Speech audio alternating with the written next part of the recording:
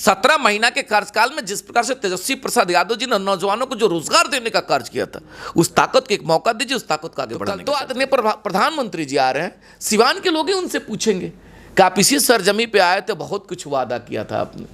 आप कहे थे कि चीनी मिल चालू होगी और उसी चीनी से हम चाय पिएंगे।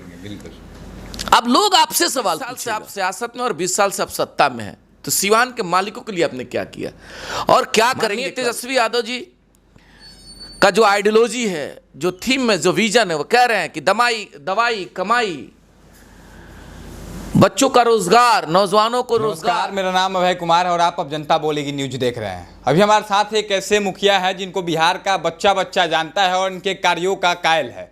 लेकिन आपको बता दें कि अब मुखिया कहना मुझे लगता है कि बहुत छोटा पद हो जाएगा, क्योंकि अब इनको बहुत बड़ा जिम्मेदारी आरजेडी की तरफ से मिल गया है। आरजेडी के सिवान के जिला अध्यक्ष बना दिए गए हैं अजय भास्कर सर। इनसे बहुत सारा सवाल लेंगे। विधानसभा चुनाव भी सामने है, कल प्रधानमंत्री मोदी जी भी आ रहे हैं, उसके बारे में भी चर्चा करेंगे और बहुत करीबी भी हैं हेना साहब के। तो सबसे पहले तो सर बहुत बहुत स्वागत है आपका आप जनता बोलेगी न्यूज में।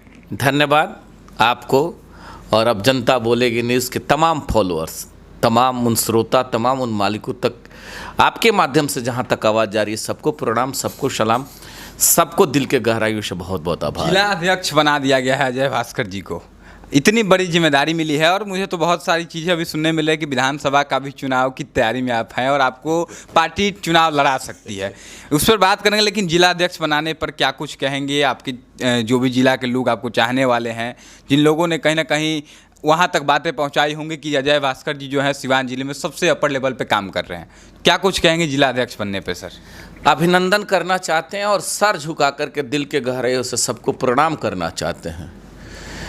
विशेष करके राष्ट्रीय जनता दल के सभी फौलादी साथी, सभी वरिष्ठ नेतागण, सभी कार्यकर्ता साथियों का दिल के गहराइयों से अभिनंदन करना चाहते हैं कि हम जैसे प्रथम सेवक, पंचायत के एक साधारण मुखिया और एक अंतिम पायदान के व्यक्ति को बड़े सम्मान के साथ सिवान के गांधी के रूप में आदरणीय अवध बिहारी चौधरी जी, आयरन लेडी के रूप में लोकप्रिय नेत्री आदरणीय हेना साहब, युवाओं के आइकॉन बाबू ओसामा और सभी राष्ट्रीय जनता दल के फौलादी साथियों के प्यार से जो यह प्रथम राष्ट्रीय जनता दल इकाई के प्रथम सेवक के रूप में जो जवाबदेही मिली है, जो जिम्मेवारी, लोगों ने जो विश्वास देखा है, जो विश्वास जताया है, आप सभी का दिल के गहराइयों से आभार प्रकट करना चाहते हैं, अनुरोध करना चाहते हैं कि हम एक साधारण आपके भाई हैं और जिस प्रकार से आपने विश्वास जताया इस कंधा पे, वही प्यार, वही मोहब्बत आप बनाए रखिए और आपकी ताकत, आपके प्यार, आपके मोहब्बत, आपके आशीर्वाद, आपके दुलार के बदौलत राष्ट्रीय जनता दल सिवाई के संगठन के ताकत को और मजबूत करने का कार्य करेंगे और संगठन के ताकत को धारदार करने का कार्य करेंगे। सिवान में बात करें तो कल प्रधानमंत्री मोदी जी आ रहे हैं और आपको जिला अध्यक्ष बना दिया गया आरजेडी का। क्या सिवान में आरजेडी की पार्टी जो है और मजबूत होगी या क्या लगता है सर मोदी जी आ रहे हैं तो इसका असर आप लोगों के चुनाव पर असर करेगा और आप लोग पीछे हो जाएंगे? क्या लगता है इस पर मोदी जी के आने से क्या कुछ होगा बड़ा असर? नहीं, लोगों ने जिम्मेवारी दिया है तो उस संगठन के ताकत को और मजबूत करने का प्रयास करेंगे। दूसरा सवाल है आपका उसी के साथ कि बड़े सम्मान के साथ देश के प्रधानमंत्री जी, ये धरती डॉक्टर राजेंद्र प्रसाद, मौलाना मौजूद हक साहब और शहाबुद्दीन साहब का धरती है। शहाबुद्दीन साहब जो आज भी लोगों के दिल में है, नाम नहीं, उनका आइडियोलॉजी है, उनका एक सिद्धांत है जिसके रूप में आज भी स्थापित है, पूरे बिहार में स्थापित हैं। और जिस दल के बड़े सम्मान के साथ आदरणीय प्रधानमंत्री जी आ रहे हैं, उन्हीं के दल की सरकार थी जब वो माननीय सांसद हुआ करते थे और बड़े सम्मान के साथ एक ये कह लीजिए कि देश के यशस्वी के रूप में अटल बिहारी वाजपेयी जी जब प्रधानमंत्री थे तो उन्होंने इनके कार्य को सराहा था। बिल्कुल, अभी भी वो वीडियो सोशल मीडिया पर पड़ा उन्हीं के सरजमी पे। तो स्वाभाविक है कि अगर उस सरजमी पे आ रहे हैं तो जिस दल के अभी प्रधानमंत्री हैं और उस दल के प्रधानमंत्री की उनकी सराहना किया था तो भाई उनका नाम तो आ ही जाएगा। सवाल है कि वो आ रहे हैं तो क्या हम सभी कमज़ोर होंगे कि वो मजबूत होंगे? ये हमारे नेता और हमारे पार्टी और हमारे नीति का ये एजेंडा नहीं है। हमारे नेता का सिंपल एजेंडा है, हमारे नेता का सिंपल एक थीम है। प्रधानमंत्री जी क्या करेंगे, प्रधानमंत्री जी क्या देंगे, माननीय मुख्यमंत्री जी क्या करेंगे क्या देंगे, ये सवाल नहीं है। सवाल हम लोगों का बड़ा जेन्युइन है कि 20 साल से आप सियासत में और 20 साल से आप सत्ता में हैं, तो सिवान के मालिकों के लिए आपने क्या किया और क्या करेंगे कल। अभी तक जो आपने किया सिवान के मालिकों के लिए, सवाल पहला उस पर आ जाएगा और कल के बाद जो होगा दूसरा सवाल वहाँ बन जाता है। माननीय तेजस्वी यादव जी का जो आइडियोलॉजी है, जो थीम में जो विजन है, वो कह रहे हैं कि दवाई कमाई, बच्चों का रोजगार, नौजवानों को रोजगार, पलायन कैसे रुकेगा, विधि व्यवस्था कैसे स्टेबल होगा, 65% जो आरक्षण का दायरा उन्होंने बढ़ाया, केंद्र सरकार से कब वो परमिशन ग्रांट होगा, मुख्यधारा में जो गरीब तबका के लोग हैं उनकी भागीदारी सरकार में कैसे तय होगी, पिछड़ा समाज में जो गरीब है उनकी भागीदारी कैसे तय होगी। अति पिछड़ा में जिस समाज से हम आते हैं उस समाज में बहुत बड़ी गरीबी है, बेरोजगारी है, शिक्षा के नाम पे अभी भी मेरा समाज हाशिए पे है, दलित समाज के लोग बहुत गरीब हैं, उनकी भागीदारी कैसे सुनिश्चित होगी और आज तक आपने क्या करवाया, ये दोनों सवाल बन जाता है। तो कल तो आदरणीय प्रधानमंत्री जी आ रहे हैं, सिवान के लोग ही उनसे पूछेंगे कि आप इसी सरजमी पे आए थे, बहुत कुछ वादा किया था आपने, आप कहे थे कि चीनी मिल चालू होगी और उसी चीनी से हम चाय पिएंगे। अब लोग आपसे सवाल पूछेगा और हम विपक्ष में होने के नाते निश्चित तौर पर निवेदन और अनुरोध करेंगे कि आप पूर्व के द्वारा जो वादा करके गए थे पहले उस पर जवाब दे दीजिए कि आपने क्या किया सिवान के लिए, बाकी जो कल दीजिएगा वो भी सिवान के मालिक लोग देखेंगे। अच्छा, एक सवाल उठता है प्रधानमंत्री पे, जो भी बिहार के बुद्धिजीवी लोग हैं वो सवाल उठाते हैं कि प्रधानमंत्री देश का एक होता है, लेकिन प्रधानमंत्री का बिहार और गुजरात के दोनों के बीच में जो नज़रिया है अलग अलग है। गुजरात में जब बात करते हैं, भाषण देते हैं, तो वहाँ सिर्फ ऐसी बातें होती है जिससे गुजरात के लोगों को फ़ायदा होता है, रोजगार मिलता है, वहाँ के युवाओं को वहीं पर रोजगार मिले। लेकिन बिहार में आता है तो उनका भाषण कुछ और होता है, पाकिस्तान की बात करते हैं। इन सभी चीज़ों को अजय भास्कर जी चूँकि चर्चित चेहरा है, तो हम आप चाहेंगे कि आप क्या सर सोचते हैं इस मुद्दे पर। हम एकदम अनुरोध करेंगे, सिंपल एक सिपाही होने के नाते ही हम अनुरोध करेंगे और सिवान की एक आवाम, सिवान का हम जनता होने के नाते अनुरोध करेंगे कि हम सभी युवा और सिवान के मालिक लोग, एकदम सिंपल पहला सवाल कि 20 साल के सियासत में और आपकी भी केंद्र में 11 साल से आपकी सरकार है और बड़े सम्मान के साथ आदरणीय मुख्यमंत्री जी 20 साल से बिहार में है। सिवान के मालिक लोग जानना चाहते हैं सिवान के नौजवानों के लिए आपने क्या दिया, कैसे हम फक्र से कहेंगे, कैसे गर्व से कहेंगे हम सिवान से छोड़ के हम दिल्ली नहीं जाएंगे, हम गुजरात नहीं जाएंगे, हमको सिवान में रोजगार चाहिए। जवाब है और ये जवाब अब सिवान के मालिक लोग पूछ रहे, केवल मेरा ये सवाल है, जवाब तो आप ही को देना है। और जो सवाल हम पूछ रहे हैं यही सवाल सिवान के सभी धर्म, सभी मजहब के युवा पूछ रहे हैं आपसे कि आपने क्या दिया सिवान को, और अब जब आपने अभी तक नहीं दिया तो फिर कैसे ट्रस्ट करेंगे, कल क्या दीजिएगा। तो यह मान के चला जाए कि चुनाव सर पे है और चुनावी प्रोपेगेंडा के तहत आपने जिस प्रकार से सरकारी मशीनरी का जो दुरुपयोग करते हुए सरकारी तंत्र को जो आपने कल के कार्यक्रम के लिए लगाया, खेदजनक है। और ये धरती डॉक्टर राजेंद्र प्रसाद की धरती है, ये धरती मौलाना मजलक साहब की धरती है और ये धरती डॉक्टर मोहम्मद शहाबुद्दीन की धरती है। यहाँ के लोग सवाल पूछ रहे, बता तो दीजिए सिवान के लिए आपने क्या दिया, और दिया तो आज तक क्यों नहीं मिला, और कल दीजिएगा वो कब मिलेगा। कैसे हम कहेंगे चौड़ा का हमारे बेटा और बेटियों को रोजगार कैसे मिलेगा, सवाल इस पर है। विधि व्यवस्था चौपट है, कब सुदृढ़ होगा। माननीय मुख्यमंत्री जी, आप सदन में क्या क्या बोलते हैं, बाहर क्या क्या बोलते हैं, आपकी जो एक्टिविटी है वो दर्शाता है कि आप अभी अचेत हो चुके हैं, आपकी उम्र का वो प्रभाव है। अच्छा, एक और सवाल है हमारा कि हमें सूत्रों से पता चला है कि जीरादेई से आप आरजेडी के टिकट पर विधायक प्रत्याशी हो सकते हैं सर।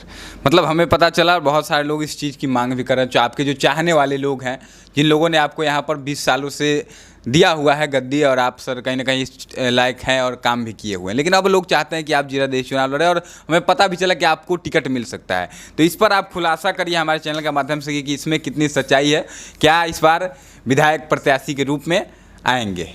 डेमोक्रेसी है, ये लोकतंत्र है और लोकतंत्र में सबकी स्वतंत्रता होती है। हो सकता है कि हमको मोहब्बत देने वाले लोग, हो सकता है कि ऐसा सोचते हो, ऐसा वो चाहते हो, लेकिन सांगठनिक जो जिम्मेवारी मिला है, सर्वप्रथम उस जिम्मेवारी का निर्वहन ताकत लगा करके जो है सिवान के संगठन को, राष्ट्रीय जनता दल के संगठन को मजबूत करने का कार्य करेंगे। चूँकि यहाँ से बड़े सम्मान के साथ हमारे माननीय महागठबंधन के ही विधायक हैं, आदरणीय अमरजीत कुशवाहा जी, वो भी हमारे गठबंधन के जो है सो एक अंग हैं। और अगर अपने ही घर का कोई बेटा और अपने ही घर का अगर भाई अगर विधायक है तो फिर उसका कोई मीन्स मतलब नहीं है कि हम इस तरह का सोचते हो कि हमको आरजेडी का टिकट जीरादेश से मिलेगा, और ये सोचना भी मेरी बेवकूफ़ी होगी। और वैसे उन चीज़ों पे हम कभी सोचते भी नहीं हैं, कभी भी उस तरह का स्टेटमेंट बयान हमारा नहीं सोचा। हम तो बार बार कहते हैं कि हम मुखिया हैं तो अपने आप को मुख्यमंत्री के रूप में देखते हैं। अब इससे भी बड़ी जवाबदेही राष्ट्रीय जनता दल के परिवार ने इस कंधा पे जताया है। कोशिश रहेगा उस जिम्मेवारी का सर्वप्रथम निर्वहन करें।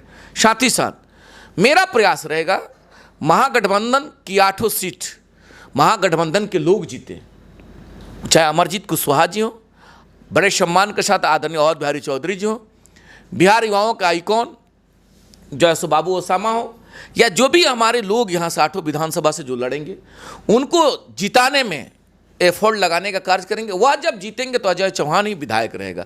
जब उनके जीतने के बाद उनके ताकत से बिहार का जो एक बड़ा फेस है, जो एक आइडियोलॉजी लेकर के, जो एक अपना विज़न लेकर के जा रहे हैं तेजस्वी प्रसाद यादव जी, तो इनके ताकत से जब बिहार के मुख्यमंत्री की कुर्सी पर बैठेंगे तो जब हमारी सरकार बनेगी तो समझिएगा मुख्यमंत्री के रूप में, मैं ये सोचता हूँ। और इसके बाद भी बहुत सारा जगह है, अगर मेरे अंदर ऐसा आकांक्षा है भी, ये ह्यूमन नेचर है, ह्यूमन नेचर में ऐसी आकांक्षाएं बढ़ते रहती है, इससे इनकार नहीं किया जा सकता है। तो मेरा सीधा सीधा उन चीज़ों पे ये स्पष्ट करना है, स्पष्ट मैं कर देना चाहता हूँ कि जब हमारी सरकार बनेगी उसके बाद सरकार में भी बहुत ताकत है, सरकार में संवैधानिक ताकत भी है, सरकार में भागीदारी कैसे होगी, सरकार में विशेष अति पिछड़ा और दलितों के लिए कौन कौन सी योजना हमारे जो है सो तेजस्वी यादव जी लाएंगे, उन चीज़ों पे हम लोग काम करेंगे कि मेरा बिहार विकसित बिहार बने, मेरा बिहार शिक्षित बिहार बने। उस दिशा में हमारे नेता काम कर रहे हैं। तो ये फैक्टर नहीं है कि हम कहाँ से चाह रहे हैं, हम एमएलए लड़ेंगे कि नहीं लड़ेंगे, ये कोई फैक्टर नहीं है। हाँ, ये लोकतंत्र की खूबसूरती है। हमारे चाहने वाले लोग अगर इस प्रकार से हमको सम्मान दे रहे हैं तो सर झुका करके आपका अभिनंदन करना चाहते हैं, आपको दिल से आभार आपका प्रकट करना चाहते हैं। हम आपके बेटा के रूप में बने रहें, यही हमारे लिए नेता हैं। अच्छा, एक अंतिम सवाल सर लेंगे, 1-2 सवाल और हमारा है कि आप हिना साहब के बहुत करीबी हैं। आप अगर कुछ बात कहते हैं, कुछ मांग करते हैं तो मतलब मानी जाती है आपकी बातों को। तो शहाबुद्दीन साहब के जो लड़के हैं ओसामा साहब इस बार चुनाव लड़ रहे हैं, और युवाओं का प्रेम उनके लिए भी हमने देखा जब वो जेल से रिहा हो रहे थे, हम उसको कवरेज कर रहे थे, तो काफ़ी ज़्यादा मात्रा में युवा सिर्फ एक झलक देखने के लिए पहुँच गए थे। तो युवाओं में लोकप्रियता इतनी ज़्यादा उनकी भी बढ़ती जा रही है, इसको आप किस नज़र से देखते हैं? हमने आपको कहा भी कि जन जन में स्थापित है साहब, जिनका एक खींचा हुआ लकीर है। बताया आपको हमने कि पूरे देश में एक अलग पहचान थी, और उसी लकीर को आगे बढ़ाने का कार्य बाबू ओसामा करेंगे। रघुनाथपुर चूँकि उनका होम कंस्टिट्यूएंसी है, और रघुनाथपुर के मालिक लोग चाहते हैं कि मेरा बेटा अपने घर से हमारी आवाज़ बने, वहाँ से लोगों का प्यार भी मिल रहा है। और आप देखते भी हैं जिस सादगी के साथ बाबू ओसामा जब आवाम के बीच में जब जाते हैं, क्या दीवानगी है, क्या युवाओं में दीवानगी है। एकदम सादगी भरा रूप में जब निकल करके बाबू ओसामा जाते हैं, लोगों का गजब अखलाक मिलता है, लोगों का प्यार मिलता है। उसी प्रकार से रघुनाथपुर के सभी मालिक चाह रहे हैं कि हमारी आवाज़, मेरा बेटा विधानसभा में बने। ये रघुनाथपुर के मालिकों का ऐसा चाहना है, और अगर ऐसा लोग चाहते हैं तो निश्चित तौर पर वह सफल होगा। और जब बाबू ओसामा वहाँ से उनका रिप्रेजेंट करेंगे, उनके घर के बेटा जब विधानसभा में आवाज़ बनेंगे, तो जिस प्रकार से साहब जो लकीर को खींचे थे उसी लकीर को आगे ले जाने का कार्य करेंगे। हम लोग ऐसा चाहते भी हैं, वहीं तो हम लोगों की ताकत है। और ये तो बड़ी बात है कि मेरा भाई, मेरा बेटा, मेरा भतीजा, मेरे परिवार का अंग अगर आगे जाकर के हमारी आवाज़ बनेंगे तो ताकत हम लोगों का ताकत होगा, हम अति पिछड़ाओं की ताकत होगी, हम दलितों की ताकत होगी, हम गरीब गुरबा मजदूर किसानों की ताकत होगी, हम नौजवानों की ताकत बनेंगे, हमारे बाबू ऐसे लोगों का ताकत बनेंगे जो समाज की मुख्य धारा में गरीब परिवार के लोग, उनकी ताकत बनने का कार्य करेंगे। हम लोगों का भी प्रयास यही है। और सिवान विशेष करके रघुनाथपुर के मालिकों से बार बार हम निवेदन करेंगे कि आप युवा को मौका दीजिए, और सिवान के मालिकों से अनुरोध करेंगे कि बिहार को विकसित बिहार, बिहार को शिक्षित बिहार बनाने में बिहार से पलायन कैसे रोकेगा। बिहार के 17 महीना के कार्यकाल में जिस प्रकार से तेजस्वी प्रसाद यादव जी ने नौजवानों को जो रोजगार देने का कार्य किया था, उस ताकत को एक मौका दीजिए, उस ताकत को आगे बढ़ाने का कार्य करेंगे। सर आखिरी आपसे एक सवाल होगा कि बिहार में पिछले कुछ महीनों में क्राइम का ग्राफ काफ़ी तेज़ी से बढ़ा हुआ है, इस बात को ठुकराया नहीं जा सकता। जहाँ भी देखिए दिन दहाड़े गोली चल जाता है, व्यवसायी लोगों की हत्या ज़्यादातर हो रही है। आप इस पर क्या सोचते हैं, क्या कहिएगा? क्योंकि जब आरजेडी की सरकार थी, या फिर आज भी जब आरजेडी का नाम लेते हैं भाजपा वाले या फिर एनडीए गठबंधन वाले, तो सीधे कह देते हैं कि जब आरजेडी का सरकार था तब बिहार में जंगल राज था। लेकिन आज जिस प्रकार से हत्याएं दिन दहाड़े हो रही है, इस पर अजय चौहान जी क्या सोचते हैं? सवाल यही तो छुपता है, यही तो सवाल है। जैसे सत्तासीन तमाम उन वरिष्ठ नेताओंगण से हम निवेदन करना चाहते हैं, आपको बिहार के लोगों ने 20 साल का मौका दिया है। 2025 से आप बताइए अपने विजन को, आप बताइए कि हम बिहार को कैसे नहीं रोक पाए, हम बिहार को क्यों नहीं संभाल पाए, बिहार की विधि व्यवस्था क्यों चौपट हो गई, ये बताइए ना कि हम फेलियर कहाँ हैं। और बिहार के लोग यही कह रहे हैं कि आपको 20 साल का मौका दिया गया, 2025 चल रहा है, आप 1990 और 95 और 2000 की बात नहीं करिए, 2025 की बात करिए। 20 साल की ताकत अगर बिहार के लोगों ने आपको दिया, तो आप पुराने चीज़ों पे आवाज़ नहीं, अभी आप बदलते बिहार की जो परिकल्पना करके लोगों ने ताकत दिया था, आप उन पे जवाब दीजिए ना। लोग आपसे ये पूछना चाहते हैं, और जवाब नहीं दीजिएगा तो यह मान के चला जाए कि बिहार के लोग इस बार आपको नकारेंगे, और नकारेंगे इस आधार पे कि आप हर मुद्दाओं पे फेलियर हैं। हमारे नेता का भी यही कहना है, हमारे नेता आदरणीय तेजस्वी यादव जी का यही कहना है, विजन के आधार पर, मुद्दाओं के आधार पर बिहार के मालिकों में वो हजार है, और कह रहे हैं कि बिहार के लिए, बिहार के तरक्की के लिए, बिहार को विकसित बिहार बनाने के लिए आपने ताकत दिया था। आप देख लीजिए क्या विधि व्यवस्था का हालात है। आए दिन हमारी माँ बहनों के साथ जिस प्रकार से सरेआम बलात्कारी घटनाएं हो रही है, हॉस्पिटल में बेड नहीं मिल पा रहा है, समुचित इलाज नहीं है, दिन दहाड़े हत्याएं हो रही है, सरकारी तंत्र फेलियर है, घुसखोरी चरम पे है। कैसे, क्यों?